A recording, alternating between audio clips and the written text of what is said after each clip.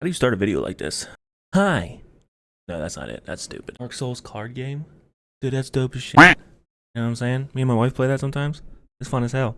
Not the point of this video. What's up, guys? So I had posted a video of me reacting to the Black Myth Wukong final trailer that had dropped. You guys blew it up, but there were a lot of people in my comments telling me that you should learn about Wukong before you play. That way you can understand what's going on a little bit because, you know, granted, Chinese mythology is a little obscure. And normally, I like the Dark Souls type approach. You don't know anything, and you have to kind of put it together. But I acknowledge that it's a cultural thing, and I want to give that the most respect that I possibly can.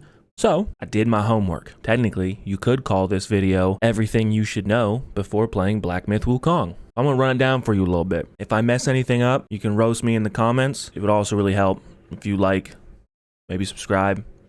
Leave a comment just in general. What kind of games you'd be interested in watching me struggle my way through after Black Myth Wukong comes out and I finish that. So yeah, we're gonna start the story, at least the best that I was able to grasp. The Sun Wukong story starts with a magic stone on top of a mountain. The stone was able to receive nurturing from the heavens, granted it the ability to create life. So, big magic stone then gave birth to a stone egg. When the wind blows on that egg, it turns into a stone monkey. That monkey had golden laser beams coming out of its eyes for some reason. The Jade Emperor saw those Cyclops-like laser beams and got a little spooked. So he sent some of his boys out to investigate. They tell him about the stone monkey, and dude was like... So on that mountain, Stone Monkey starts hanging out with other monkeys, and they essentially have a game of truth or dare on who can walk through this massive waterfall, and whoever can will become their king, naturally. Our Stone Monkey does that shit, so he becomes the Monkey King, or the Handsome Monkey King, which it's a little conceited, but I guess if you can shoot golden laser beams out of your eyes, you can be called whatever the fuck you want, you know? It's not all sunshine and rainbows, as Rocky Balboa would say, because eventually... one of the Monkey King's little monkey buddies, he dies of old age. I'm pretty sure. The Monkey King's a little unhappy, probably a little scared to death now, because he starts trying to find out how to gain immortality. So he leaves the mountain, finds people. They freak out because my best guess is because they've never seen a monkey before. Holy gee, what is that? It's really the only thing I can think about that you'd freak out if you just saw a monkey rolling up. So he steals some clothes to fit in, and that works. It's the old Superman Clark Kent thing. Like, I'm Clark Kent. No, I'm not. That was more Batman. So he stumbles onto a lumberjack who's singing some song. And the Monkey King is like, yo, I like that shit. Where'd you learn it? And he was like, oh, I heard it from this immortal who lives in the woods. Boy, howdy, what a stroke of luck. Exactly what I'm looking for. He finds this temple where a magical, and I don't know if I'm pronouncing any of this right, a magical Taoist named Puti Zushi. I don't know if that's pronounced correctly at all. He told the Monkey King, no. Our handsome Monkey King, he pulls a Doctor Strange and sits outside dude's door for months. Puti Zushi is impressed with his persistence. He accepts the Monkey King as his student and gives him the name Sun Wukong. Yeah, see how we got there. Teaches him special Taoist practices, which includes the way of immortality. So, mission accomplished. Sun Wukong returns home to find a fucking demon king kidnapping his homies. Like, dude can't just pop off, can't just run down to the grocery store and get immortality and come back without all your homies being kidnapped. What's this world coming to? So, in retaliation... Richard! and frees all of his friends, and then turns his monkey friends into an army by giving them weapons, but Mr. Wukong just couldn't find one that he meshed with. He didn't feel it. It's not about finding a weapon. The weapon has to find you. Yeah, that sounded smart. So then he hears about a Dragon King, and I'm not 100% sure if the Dragon King is a dragon. Based off of this story, I would assume, but he finds a Dragon King, or hears about the Dragon King, and he's got all these treasures. He travels across the ocean until he finds where the Dragon King lives, but his guards tell him to get f***ed, and Wukong is like, I'm a king, And you will respect my authority. and then he just brushes past him anyway. The Dragon King was like, oh, this dude might f*** me up, so he pretends to be friendly and hospitable, and starts bringing Wukong like a bunch of weapons. He doesn't find any he likes, but eventually they bring him a golden staff, which I think is pronounced Ryu Jingu Bang. I'm white, just so you know, if you couldn't tell. So that's probably not how you pronounce it, but, you know. And the Monkey King is the only one that is strong enough to wield this staff, and he falls in love with it. It can elongate, it can grow in size, it can fly, and also I think it can swing without Wukong holding it, and it just like reacts to his will and just fights without being wielded, I think. Which, if that sounds like Goku from Dragon Ball Z, you're the winner! Because Akira Toriyama based Goku off of Sun Wukong. And that's why he started off with the power pole. Oh yeah, by the way, I just want to point out that staff, that bitch weighed 17,500 pounds. I'm not a scientist or a mathematician or anything intelligent whatsoever. I'm a YouTuber.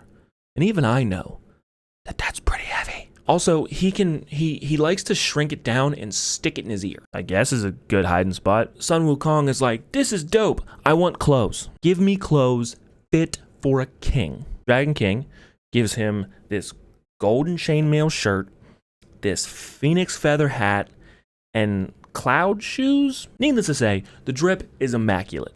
Okay? Homie's playing Fashion Souls. So, he goes home, shows off his Fashion Souls with his homies, and apparently to attract some attention. And they start a boy band called the Seven Sages. Now, Sun Wukong is apparently sentenced to death for extorting the Dragon King. Remember how earlier I said he was pretending to be friendly? He's a snitch bitch.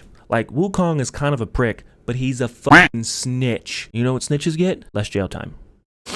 So, since they couldn't beat him, they're hoping that they can kill him with kindness. They want to promote him to a rank amongst the gods in hopes that it'll kind of like satiate him, make him feel special without actually giving him any real power, and he goes up to the heavens so he can't cause chaos on Earth, even though he really hasn't been, other than pissing off the Dragon King and then defending himself. So I don't really know what the logic is there. So the Monkey King thinks that they're actually honoring him, and they name him the Protector of Horses, which at this point I was very confused because I was not aware that heaven and gods had their own stable of horses. But that apparently is their way of essentially calling him the stable boy, and it's an insult, and it's like the lowest rank you can have in heaven. Just like any jobs with upper management, they promise you the world, and instead they give you a cheap-ass pizza party.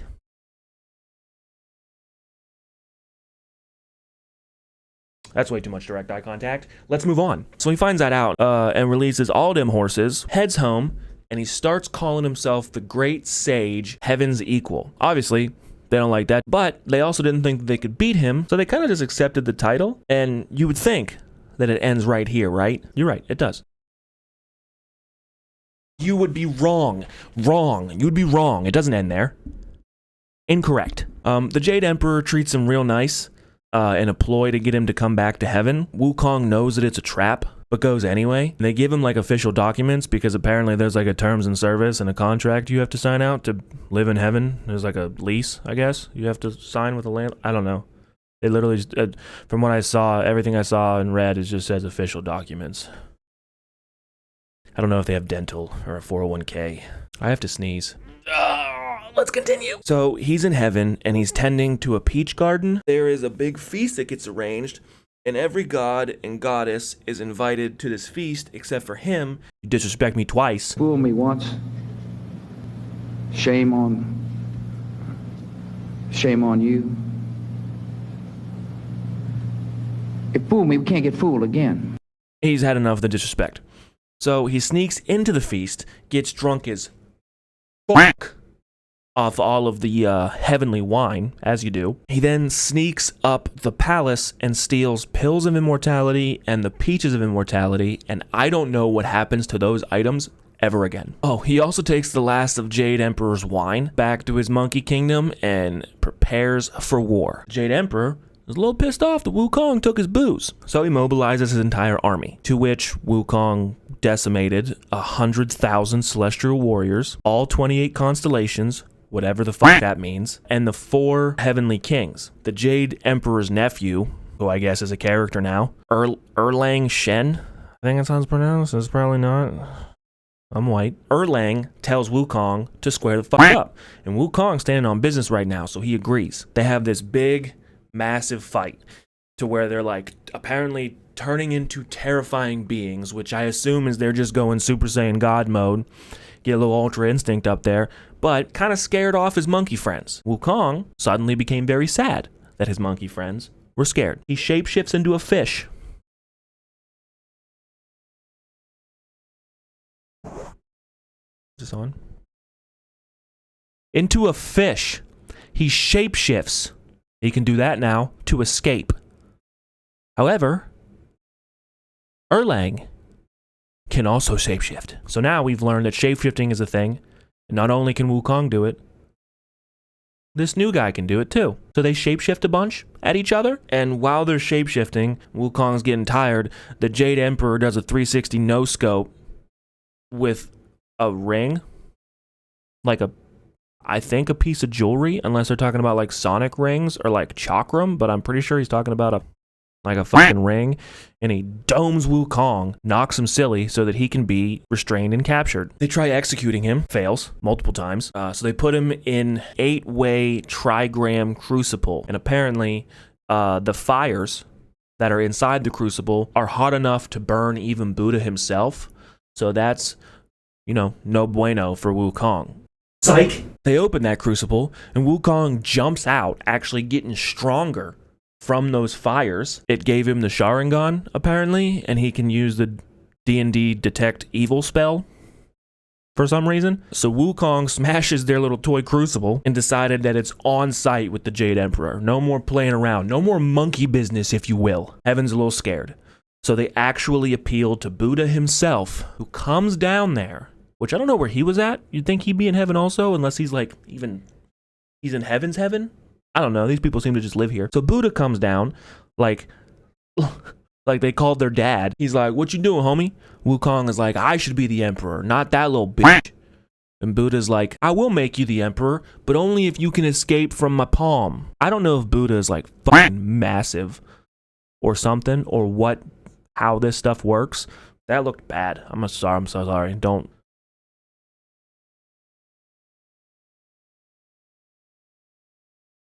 Someone just sneezed really loud outside my house. Sneezing in now. Second. He says, "If you can escape my palm, I'll make you emperor." Next part's really confusing. Wukong apparently jumps to the edge of the universe. Don't know what that means. And he sees these pillars. So in order to prove that he was there, he wrote "Great Sage, Heaven's Equal" on one of the pillars, and then pissed on it, as you do. And then he jumps back to Buddha's palm, thinking he won. Lo and behold, you find out that those pillars were Buddha's fingies.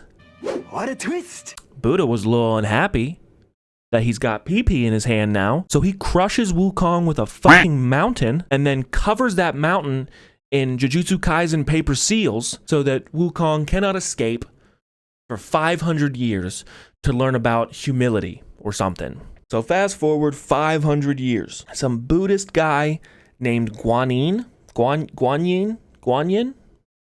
something like that, needs pilgrims to journey west to find these Buddhist sutras, which are like texts, I guess, like sacred texts. Wukong offers to serve the chosen pilgrim. His name's Tang something. Tang Sanzang or something like that. I'm really not trying to be disrespectful with these pronunciations. I'm white, you know. I'm an American white male. Cut me some slack. You're learning Chinese mythology from a white guy in Ohio. Reliable source of information right here. But he offers help to this Tang guy who's the pilgrim in exchange for his freedom. Guan Yin remembers that Wukong is on that and says, all right, but you gotta wear this bracelet, or this, what's the word? Circlet. The headband things. Tells Tang the Winter Soldier activation codes so that if Wukong steps out of line, this thing tightens and gives him a headache. I guess that's good enough to keep him in line. You know, who doesn't? I don't like a migraine. I think I might have given myself one, to be honest with you. So, they journey to the west, like the book. And throughout this book, Wukong faithfully serves Tang, and Wukong acts as his bodyguard against, like, demons and monsters who believe that if they eat Tang's flesh, it will give them immortality. During this journey, Wukong learns of, like, Buddhist teachings, and he attains Buddhahood, which is like the finish line of Buddhist enlightenment, and Wukong gets the title Victorious Fighting Buddha for his service and how he learned not to be an arrogant dick, I guess. That's the end of the story as far as I know. And I'm not gonna lie, I was a little disappointed about the end. You know, after fighting gods and demons and monsters, he just becomes Buddha's bitch in a sense. Like I said, no disrespect. I really don't mean any disrespect. And maybe it's all the anime I've watched, but Wukong's a real one.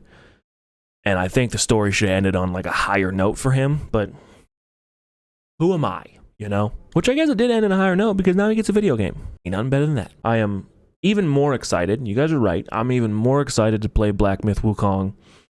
Supposedly the game is based on Journey to the West. So I'm assuming the whole point of the game is you're going to be this guy's bodyguard and you have to, you know, fight all these monsters and demons and bears and lions and tigers and bears, oh my, until you get to these Buddhist sutras. And if that's the case, I really hope we get a prequel, Scrapping in Heaven. That'd be pretty dope. But yeah, that's all the homework I've done. I hope it was sufficient. I hope you learned something, because I sure did. Hopefully it wasn't all incorrect. Thank you very much for watching. I will be streaming Black Myth Wukong, and I'll be playing it at 6 p.m. Eastern Standard Time on August 20th. Come on in, hang out. If you can't make it to the stream, that's fine. I'll be uploading, you know, little edited videos of it later. Thank you very much for watching. If you want to chat, put it down in the comments. There's a Discord also if you want to join, if you want to keep updated on everything. I'll try to put the link in the comments as well, or in the description. Who's sneezing? Thanks for watching. I'll see you in the next one. Conquering bosses, the mighty one. Dark Souls.